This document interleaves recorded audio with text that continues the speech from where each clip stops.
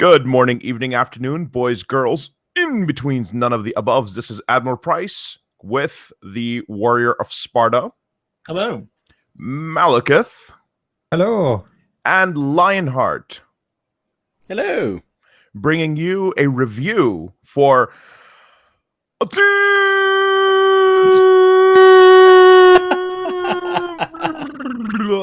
Total War. That was different. Was that Brian Blessed Total War? It spawns from the samurai guy in the samurai announcer guy in Shogun 2. Oh, right, yeah. So I used to start all my Shogun 2 videos with Shogun.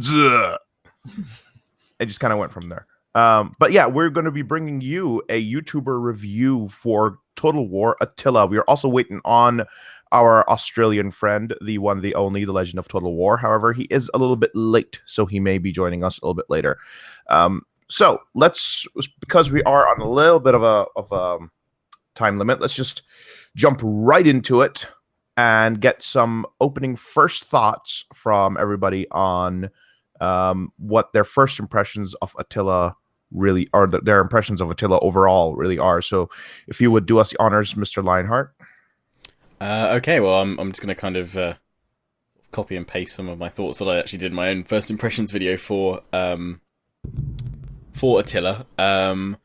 Overall, I'm quite happy with Attila. It was certainly more polished than Rome 2, had a far better launch than Rome 2. In my initial first impressions, I think for people that wanted to hear a score from me, I think I said 8 out of 10. But, I mean, the main things for me are saying that it was a good Total War, but I'd have loved to have seen a lot more kind of pushed with it, a lot more developed, and essentially whatever they do next. I mean, if Warhammer should certainly allow them to push the boundaries of the series a lot further. I just want to see them taking more risks, creating more kind of, more features that really push the boundaries of it all. Playing the game now, kind of, because I did that video like in the first month that it had come out. Now I am, from a Let's Play standpoint, I don't know how the other guys are finding it, but I'm running out of steam a little bit with Attila. I'm still enjoying my Let's Plays that I'm making because I'm role-playing a bit more because of the family tree system that allows me to do that. But I don't know. I don't think it's not engaging me as much as some Total Wars have done in the past, and I'm not 100% sure why that is, and I may well discover the answer during this discussion tonight. All right, thank you so much. And Malekith, if you would be so kind as to give us your thoughts. So just the briefest overall impression, which a lot of people come up with, is it kind of feels like Napoleon was to Empire. It's the Attila to the Rome 2. I do like the new features, the creeping winter, the fire. They added a lot of brand new stuff, which was very impressive. But they kind of, I wouldn't say neglected, but they just didn't improve on a lot of the other things that they probably should have done. If they'd given it a bit longer, I suspect they probably would have liked to have done. It just felt it came out a bit soon compared to Rome 2 and therefore didn't innovate quite as much. And personally, just the setting of it's too similar, which is probably why, much like Lionheart, I feel I'm running out of steam with it. It's not different enough from Rome 2. It kind of just feels like an extension of it. So I've effectively been playing the same game for 2 years, and it's just getting a bit stale.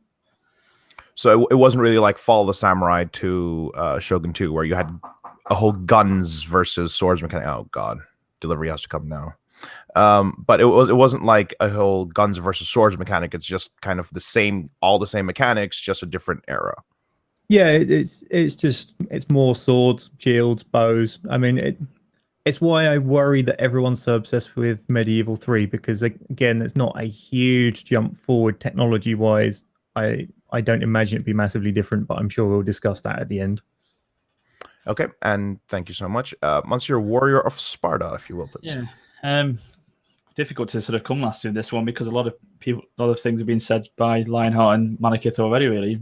My thoughts are pretty much the same. I think for me, the era doesn't really capture mine and a lot of people's imaginations, I think, as much as maybe the Roman era does, the great classical era that Rome 2 is set in. I think that era is a lot more popular, and that's why I think the anticipation with Rome 2 was so good before it came out. Unfortunately, the release wasn't as good as the previews saw, or what we saw the previews. So I think Attila came as a way to try and repair the damage caused in a lot of ways by Rome 2.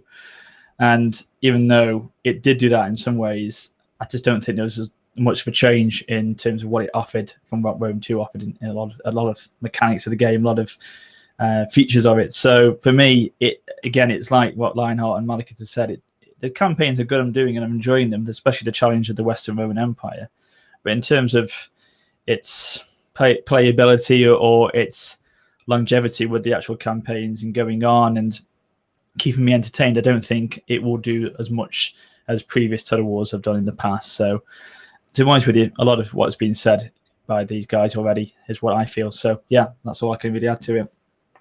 All right, and let's jump right into the nitty-gritty for the viewers at home. What we're going to be doing is going through, we've basically divided up all of the game into multiple different parts: economy, diplomacy, the miscellaneous campaign map topics, unit balancing battles, etc. We're just going to go through topics in each one and kind of try to break down exactly what it is the game is trying to do and how we feel that it actually did.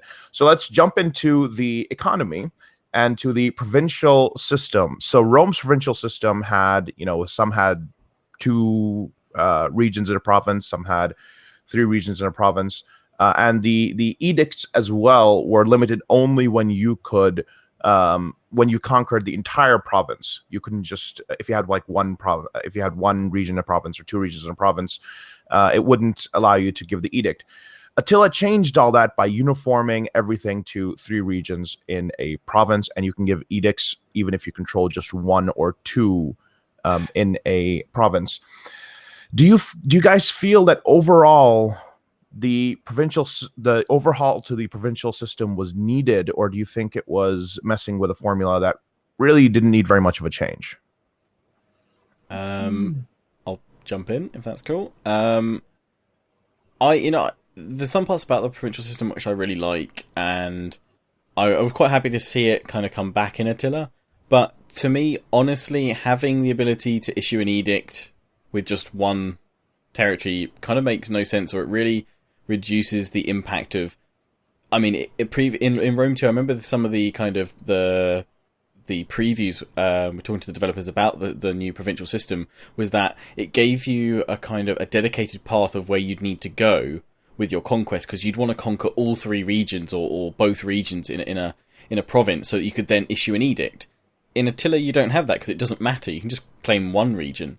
What I would have liked to have seen was that, okay, yeah, sure, if you're going to have the ability to issue an edict with just 1 territory, that's fine, but make the edict scale up in effectiveness as you get more territories within that. So if you get all 3, you get a slightly higher percentage boost for, the public order that's being, because you've got all those regions unified. Something like that would have made the edicts, being able to have the edicts from 1 settlement onwards, make a bit more sense. I do like the fact that in Attila, minor settlements, so not only the provincial capital at the start has walls, but I like the fact that if you upgrade settlements enough, the minor ones enough, they get basic walls in Attila. So all settlements can have walls, which I think was a major complaint for some members of the community, because they were saying, why is X settlement not got walls? It had walls at this period of history, With Attila, at least at some point, every settlement can have a wall if you upgrade it enough. And I think that's good. I think that's a good system. I'm glad they implemented that into the provincial system. In some ways, though, and I actually kind of realised how much I missed it when I played Napoleon Total War this weekend for the first time in about a year or so. I realised how much I'd missed the system in that, where you had various buildings at different locations on the campaign, making up little towns and villages, because it made you actually want to go out and raid or defend those specific points. So I think the current provincial system as it is in Attila is okay. I think there's work to be done on it, and I would like to see that expanded further in future titles. Anybody else want to jump in on that?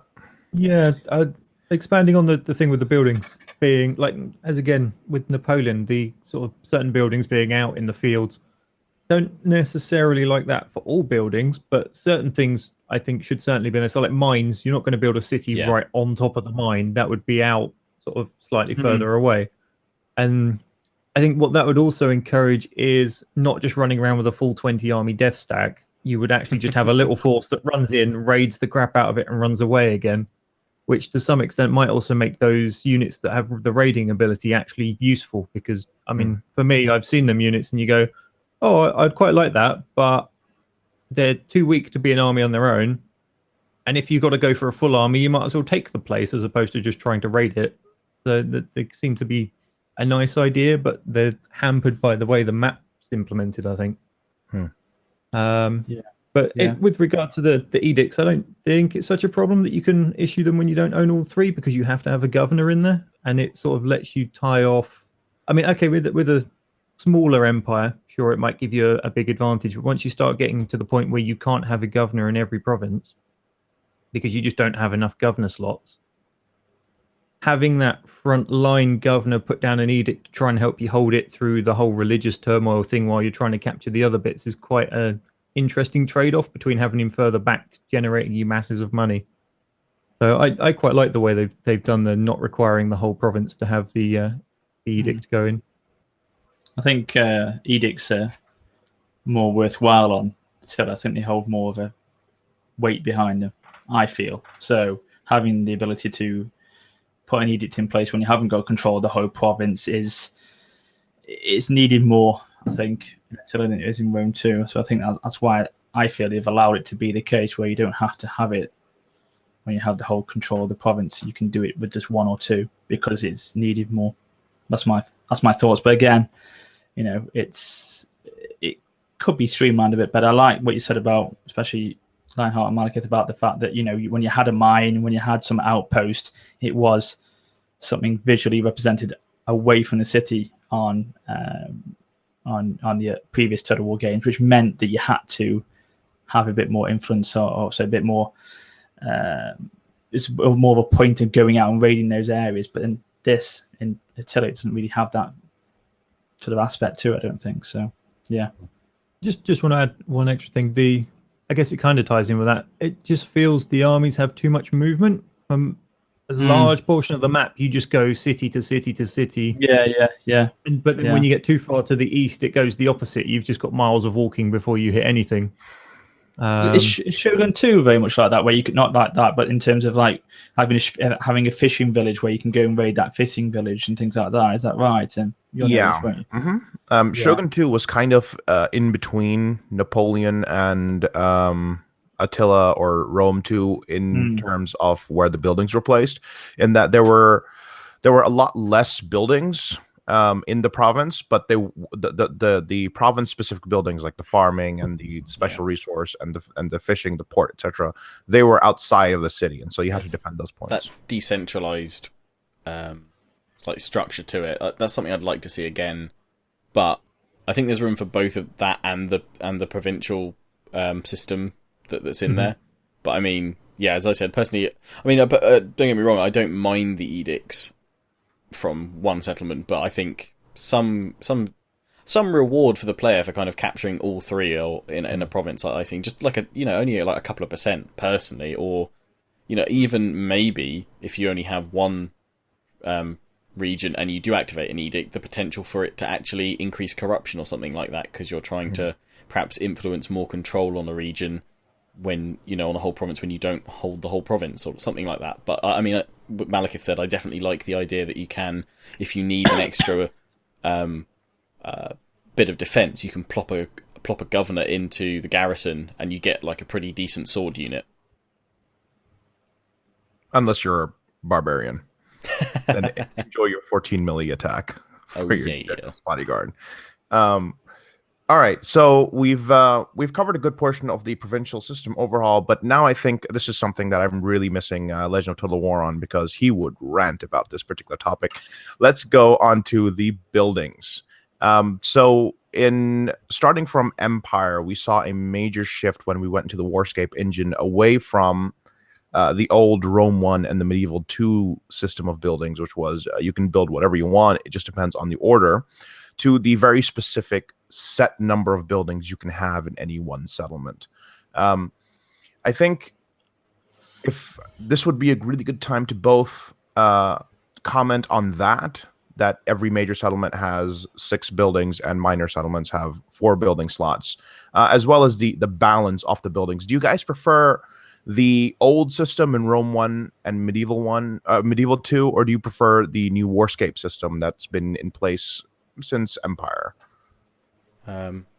If I may jump in, though, little correction. The Warscape is just the graphics engine for the Total War series. The engine, as it is, I believe, technically in-house known as TW3, because it's their third iteration of the engine. Shogun and Medieval 1 was obviously TW1, Rome, Medieval 2, TW2, I believe.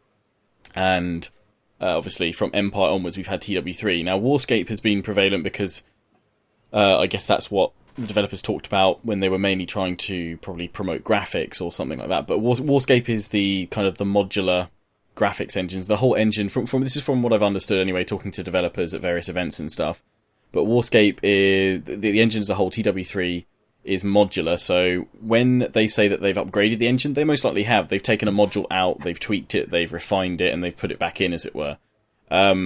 So as a whole, though, talking about buildings, I much prefer Medieval 2 and Rome system, where you can build as many buildings, kind of almost as you want. There's a huge pool. It makes it feel very confined, like there's not that much to build.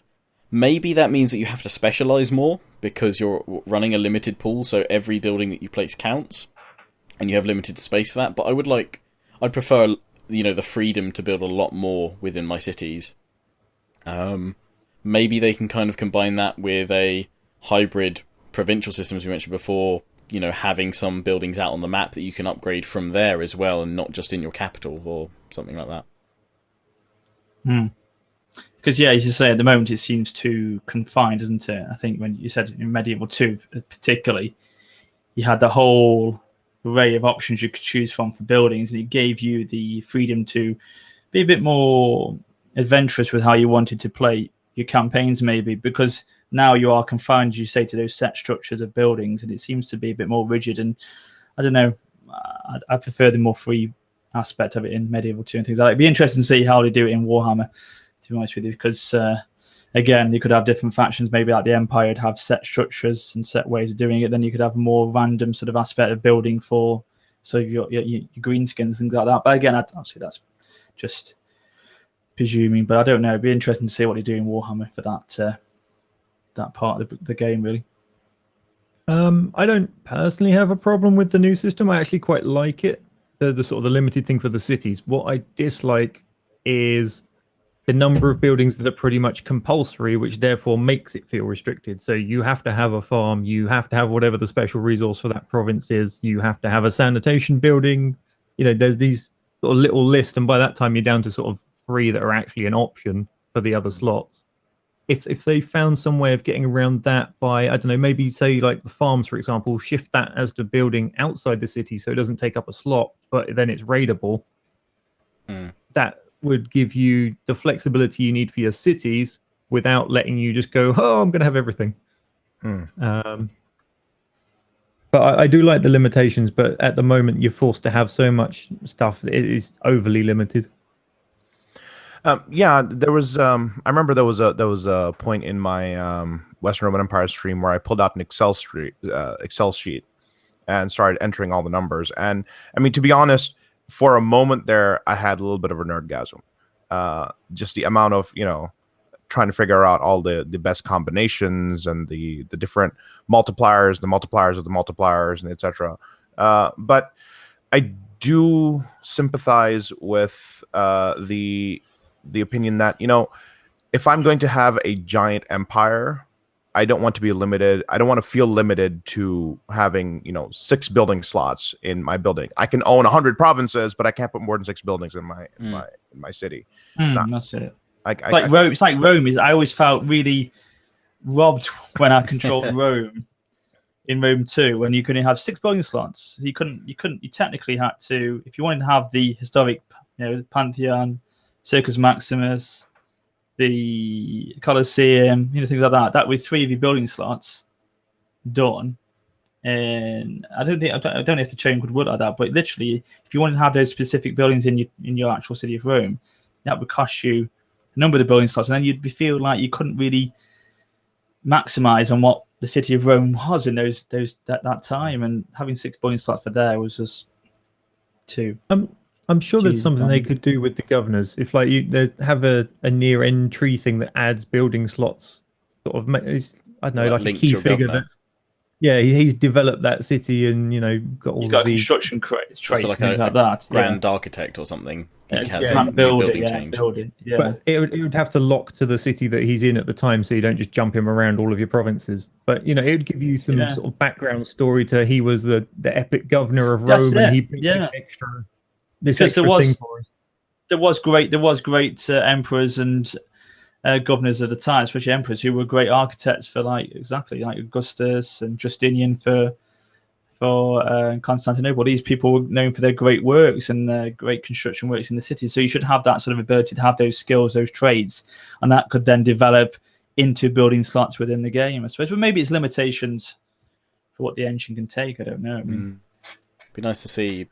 I mean, I guess we'll talk about this more like kind of in the future sort of section towards the end, but it'd be interesting to see with Warhammer, because they've talked a lot about depth with that title. So I'm hoping that depth isn't just with factions and the units they can have, but with buildings and the development of your cities and your castles and things like that. I hope that's a term that they're implementing across the whole game rather than specific sections, because I mean, I'll probably say this throughout, but Attila for me is good, but there's so much more it could achieve and it could have, and it could be, the depth could just be increased and the feature set. And I think it's annoying when you find a settlement. So it should have 6 buildings, but it only has 5 or something like that. Yeah. And the last one's empty. And you're like, why is there not an extra building plot here? Do you think Attila was, I don't know, not rushed, but it was pushed out there to try and mend the cracks for Rome 2, and obviously didn't have as much development into it as, say, Warhammer's going to have? Or well, Malekith hit it on the head earlier, and I mean, I've said it myself previously. But it's the same as Empire's Napoleon, Attila is Rome 2's Napoleon. It was more, more refined, far better launch. Performance-wise, it's a bit hit and miss. Some people say they get better performance in Attila than Rome 2. Some people say they get better performance in Rome 2 than Attila. Attila has higher resolution textures, so it technically should be more demanding.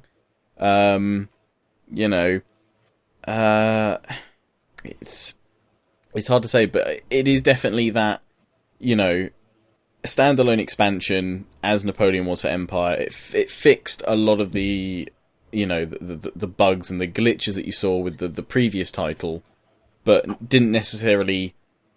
I think it was more evolutionary rather than a revolutionary, step forward in the series. It was enough to go, here's a more complete title.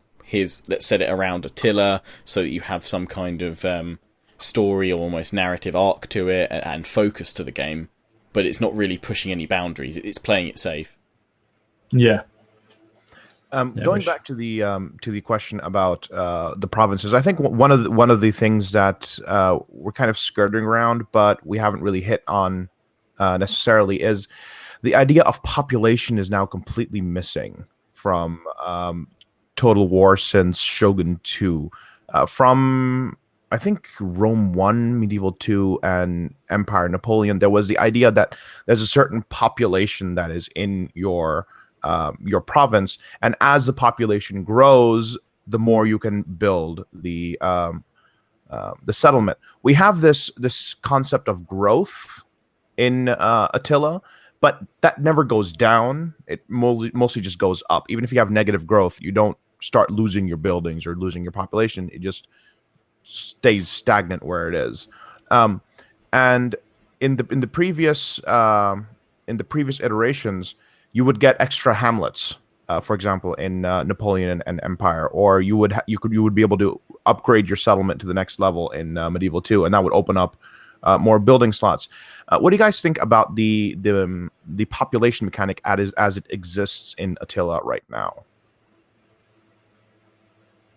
Well, it's barely existent, to be honest. Growth is the only sense that we have that a population is growing, and that the reward of that growing population is a new building slot if you've still got open ones.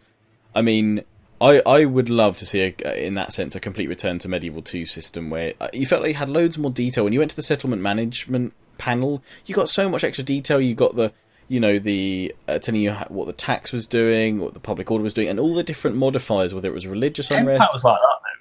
Yeah, you had more statistics and stuff like that. I know that they've kind of streamlined it with the happy face, unhappy face, green and red with Rome 2 and Attila, but I'm quite happy to have a menu, they're giving me all the various bits, and having the population there, and, drawing my men from that population, so if I recruit, too many, and also, as you said, like, upgrading to the next level, you actually needed a certain number of, population before you could upgrade. That makes a lot of sense to me, because, surely your city isn't going to expand if you don't have, 20,000 more people. You're not just going to expand it and go, yeah, the 5 people that live here love it. It's great. It needs to be developed, and I think it needs to be back in the foreground. It's all come from the streamlining of Rome 2, wasn't it? Rome 2 was streamlined, but streamlined too much, wasn't it? Streamlined to the detriment of the player in some ways, and that unfortunately was one of those results of streamlining. And as you said, you don't get an idea or a feel that this city is increasing in any way. I mean, when you went in and stormed a city and captured it, you could exterminate the populace right there and then, and obviously that would help massively public and things like that. But you don't really get that feel anymore, do you? Of that, because you can't see what the population counter is in any way. So, yeah.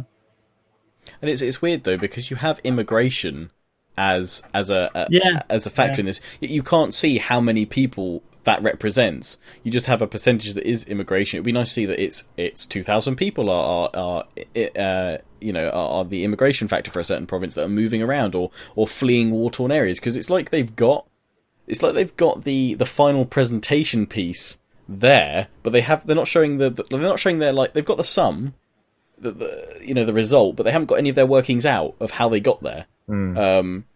Which off marks on the test then. Oh yeah. Lose marks there. Show you working out. It's that extra detail, and I guess streamlining it.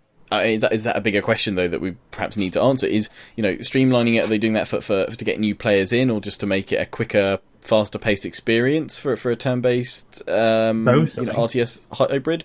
But at the same time, surely there's room for adding the option in for those hardcore fans, veterans, players that want, not a complete grand strategy experience, but at least some more depth where possible. That actually brings up a really interesting question, because we had a little bit of a conversation before we started recording about our experiences playing with a couple of Paradox games like Crusader Kings 2 and Europe Universalis 4. And the question then becomes, as with both EU4 and CK2, it takes about 100 hours before you actually know what you're doing in the game. How do you not streamline a game to the point where all the mechanics are hidden and or very oversimplified, but at the same time is not as daunting as taking 100 hours to actually understand and learn the game? Decent tutorial. Sorry. No. Yeah, true.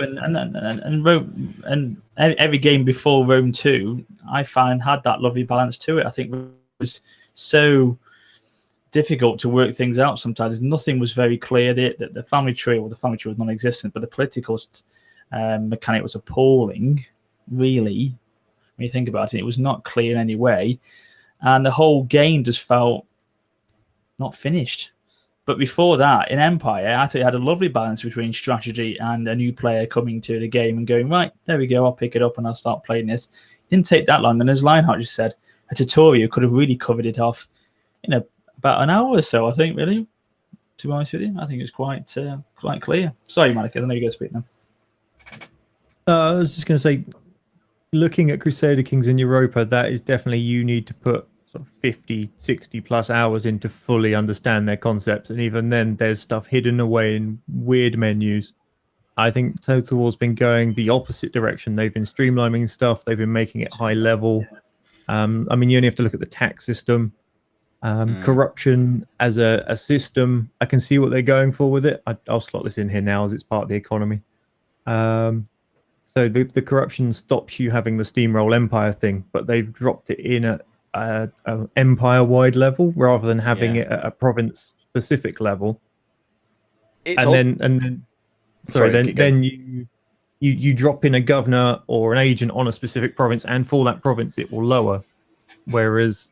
And it just means you actually get penalized for having anything above a certain size, because as you capture more, you capture a new territory, it's terrible. But because you've now gained more territory, all your better ones drop by a percentage, which is crazy. It's like you're the governor of Rome. Everyone's doing their dealings. Why the hell would you care if some tiny village in Syria has just been added to the empire?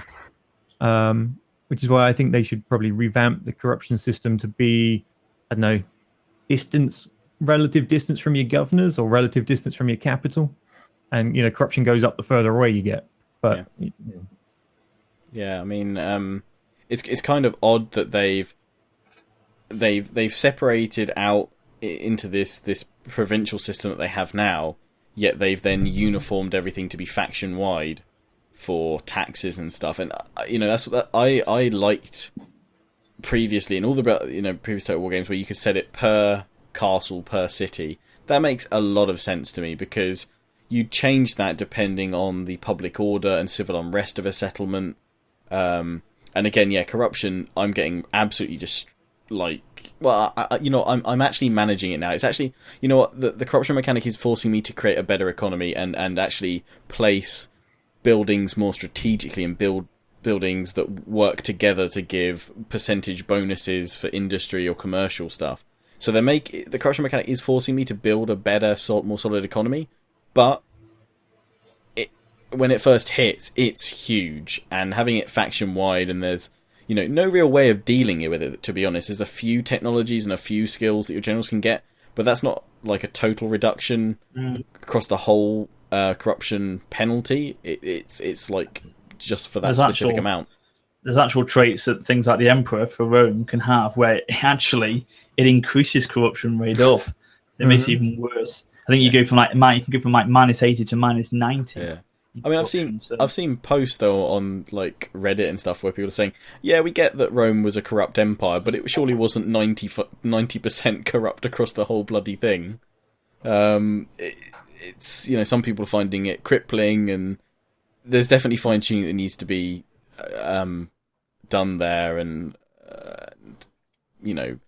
I want to see it split out. I think that's where they've over streamlined things.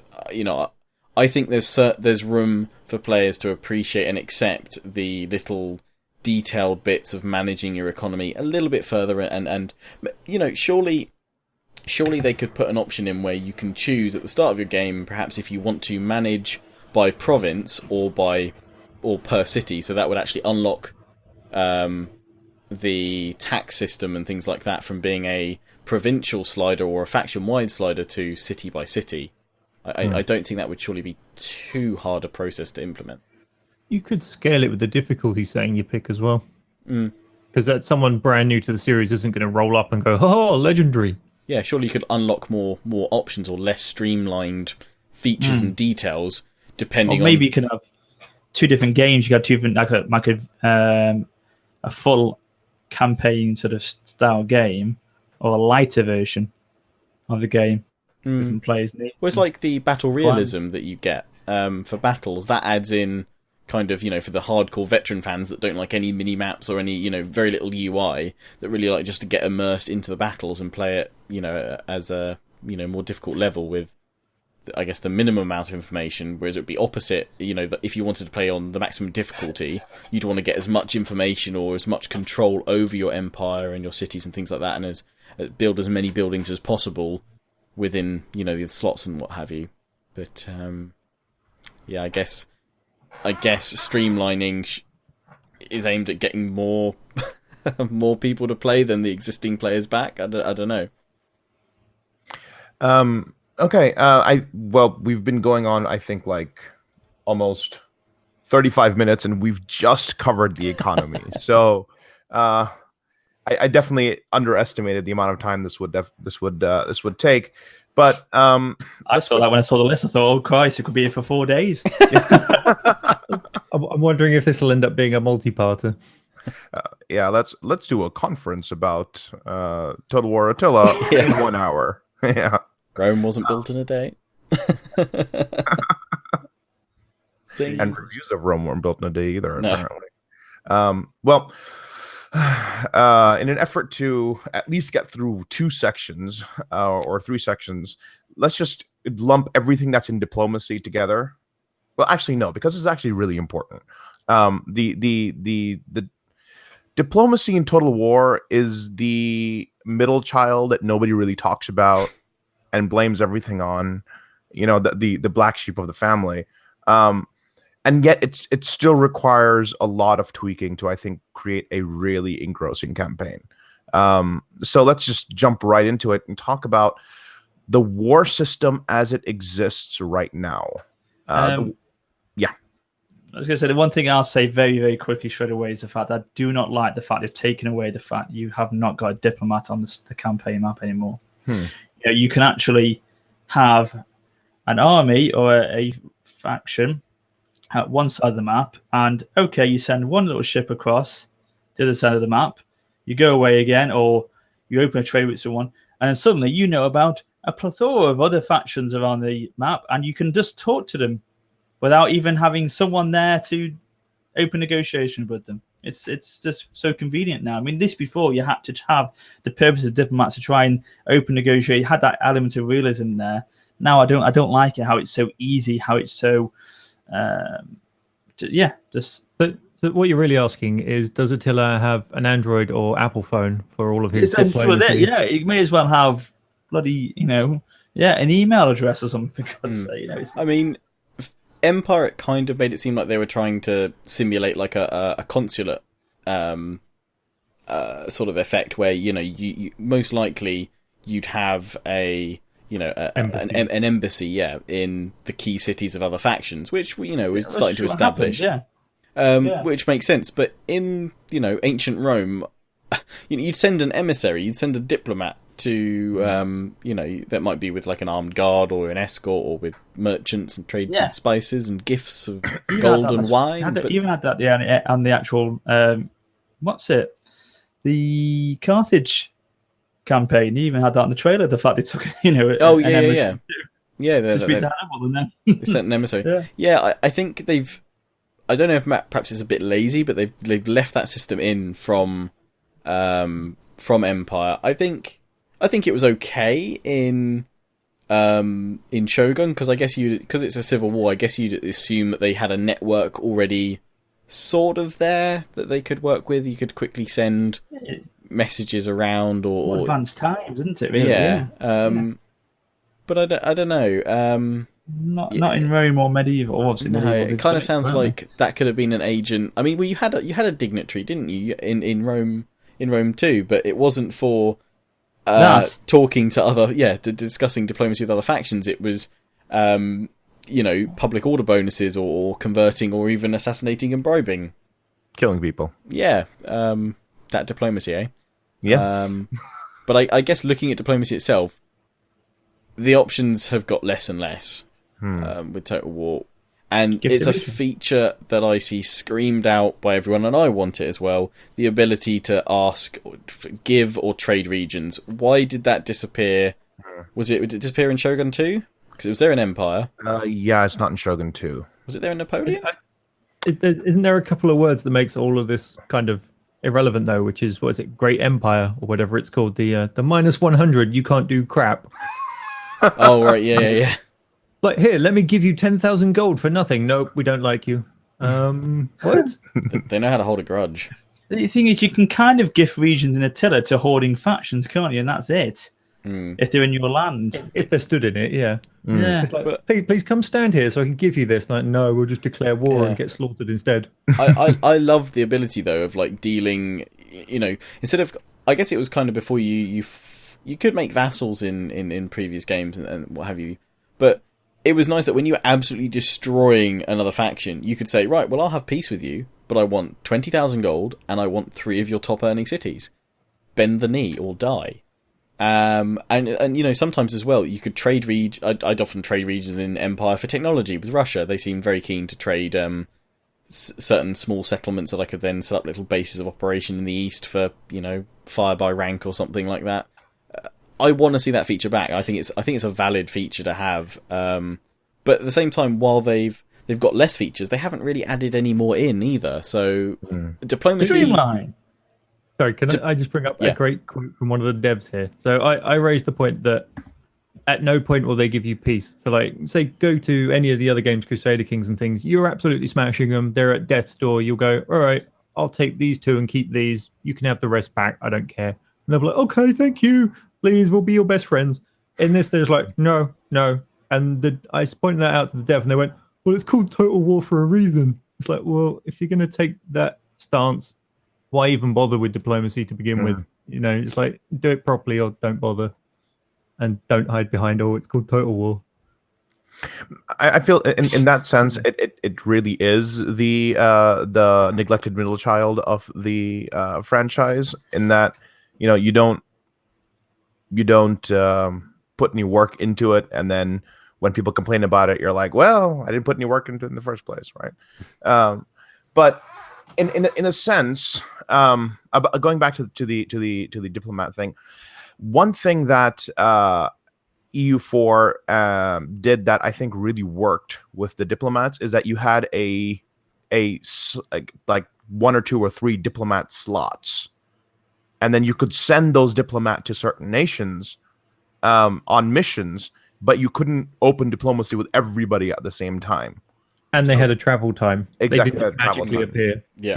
They go there and they come back and whatnot. And I think that might be something that they might want to look into incorporating. Like, it takes a turn or a certain amount of time. If you open diplomacy with one faction with this diplomat, you can't send it to other factions, etc. So almost like you could still have the current system as it had, the current menu system, but you would have to put in a request to speak to them, as it were. So that would be, in essence, behind the scenes, suggesting that you'd send off an emissary, and then next turn they'd come back and say, hi, yeah, we got received your diplomat. Or, you could have a function where there's, I don't know, a 20% chance that he died along the way, or mysterious circumstances when he arrived. We didn't like the wine and spices he was carrying. Here's your dead. head back. Yeah. Oh no. Yeah. You could we found this on the side of the road. You could have the Leonidas-esque, just give him back. Here's the heads of conquered kings. Now I'm going to kick you in a well. And he fell down the well. I didn't touch him. Minus 10 sanitation. Minus 10 sanitation. Yeah, you kicked a barbarian down your well. It's not good for the city sewage, is it? Yeah. For me, kind of from Napoleon and Empire, one of the big things that I was looking forward to being improved was sieges.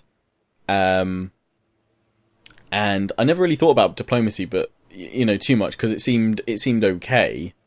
And then when all those features kind of, several features disappeared in Rome and Attila, it's like, just whatever they do next, be it, even if it doesn't make it into Warhammer, whatever the next historical one is, please give diplomacy some love, because it needs some attention, it needs some more features, it needs to be expanded.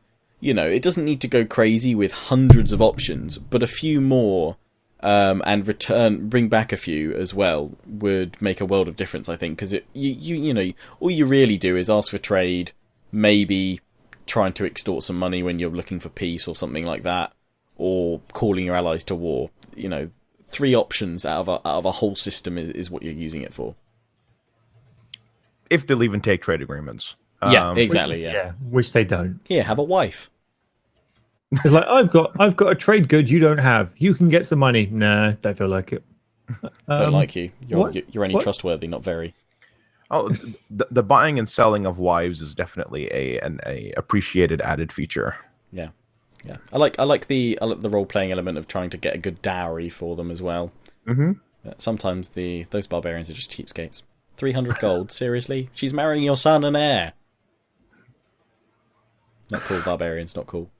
But let's quickly refocus on this idea of the war system. One of the things that I think has worked before when video games weren't very weren't nuanced was the single declare war button, and then you're at war with the faction, and then you make peace by clicking the let's make peace button.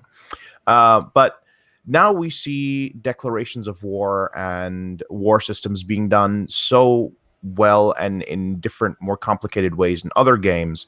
Do you think the core system of declaring war and making peace needs to actually see an adjustment in Total War?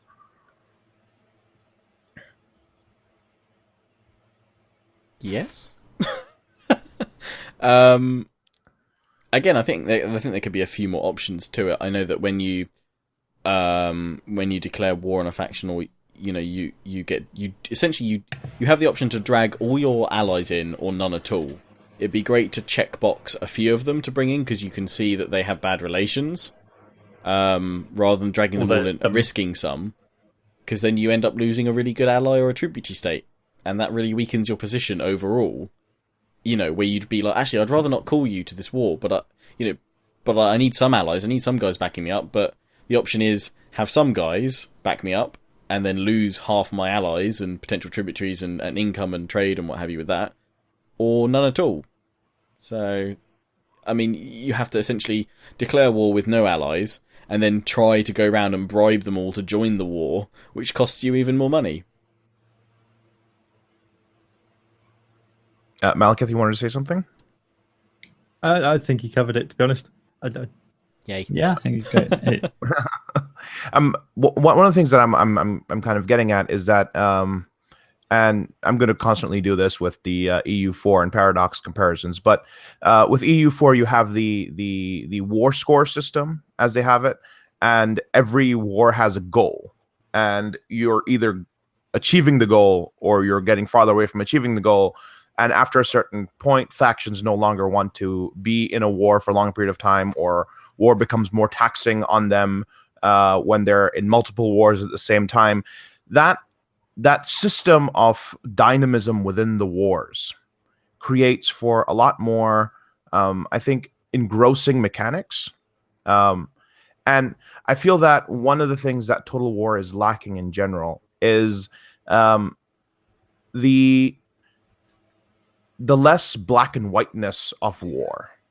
This is a time when you could be fighting against a people, and then a year later you'll be fighting with the same people at the same time against another people, and then again you'll change sides with another people and fighting against the people that you were allied with, and that dynamism doesn't really exist with the current mechanic, because you never get peace. No. You declare war once and you're never going to get peace.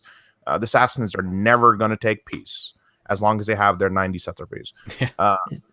It's the power of the bribery, the power of corruption isn't really there as much as in the diplomacy, because a nation can be very easily influenced in those times to be on your side for 1 minute and then obviously be at war with the next. So that's not really there, is it, in Total War? I don't think, unfortunately. You say it's too black and white. Yeah.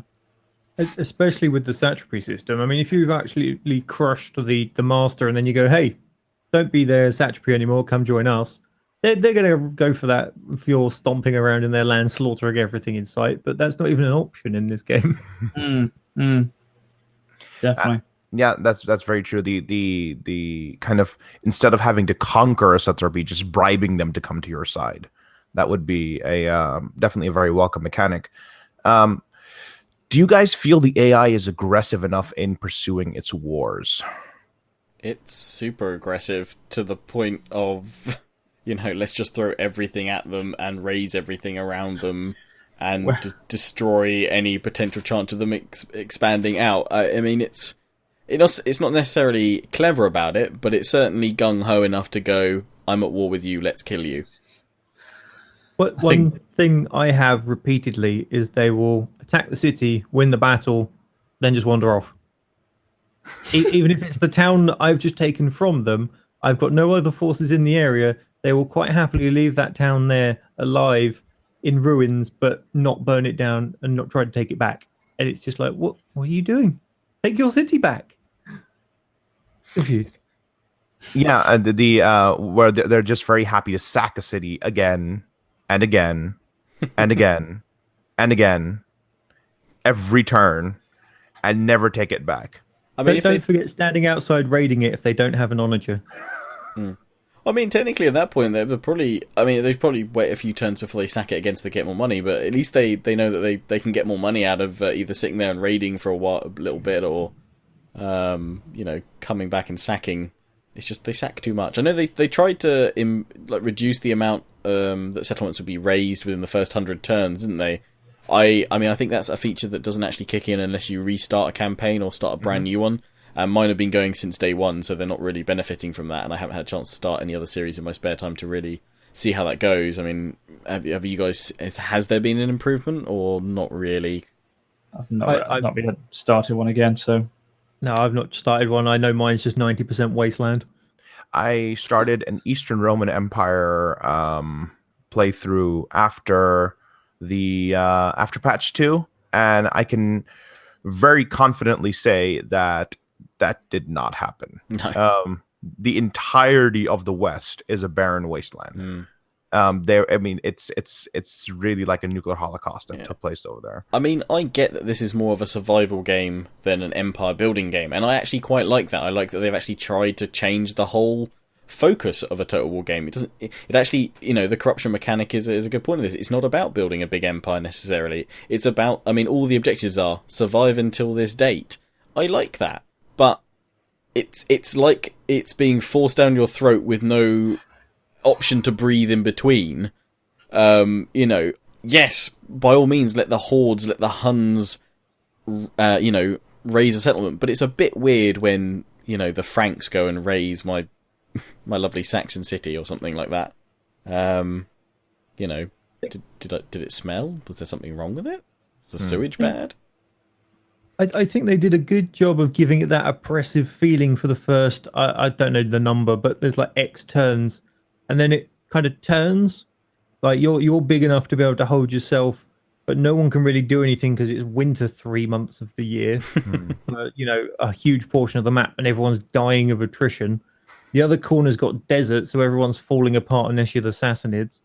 Everyone just got to get stuck in this little rut, and you have to grind your way forwards. And it's kind of like they had a good early game, mid game's passable, and then late game's just no. Yeah, it's definitely stronger in the early game. And I mean, to that first objective of survive until 425, I think that's probably where some of the best gameplay happens. And then you get this, it comes into a bit more of a dull affair in the mid game. And I'm my Let's Plays are probably heading towards late game now, going towards their military or cultural victories.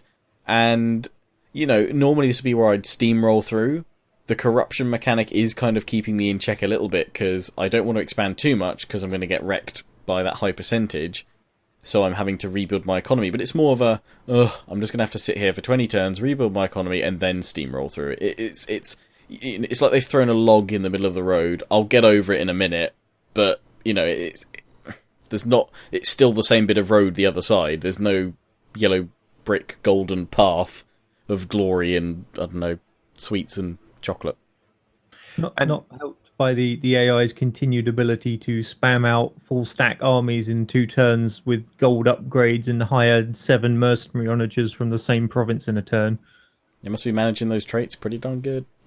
There's not even that many mercenaries in the damn province, and somehow they're sitting there going, "Oh, I've got 7,000 outgoing in mercenary onagers that I hired this turn." It's like, yes, no cheating here, game.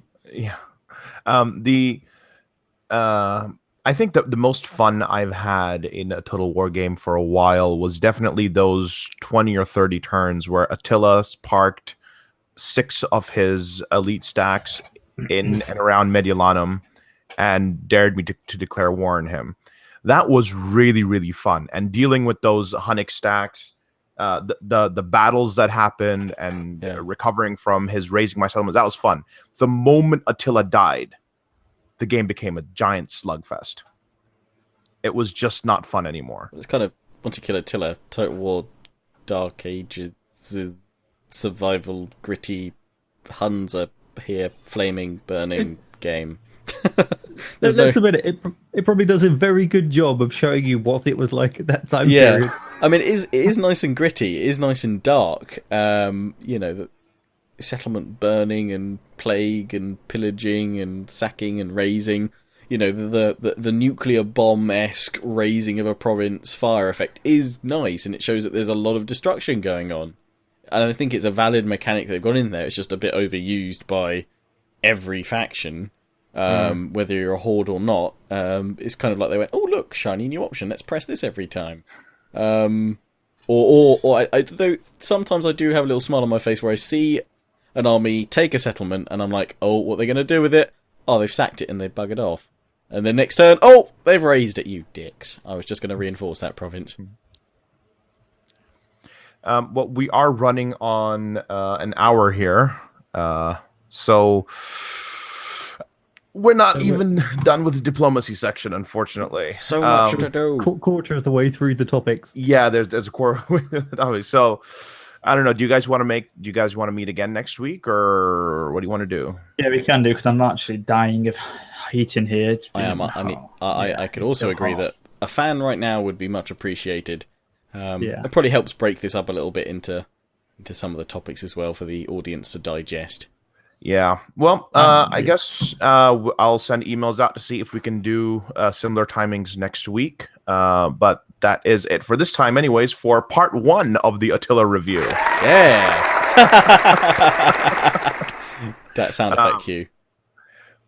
But thank you so much for watching. Don't forget to leave comments on what you thought of the topics we were talking about as well. And looking forward to seeing you guys next time. Thank you so much for joining us. Bye. Ciao for now. See you next time.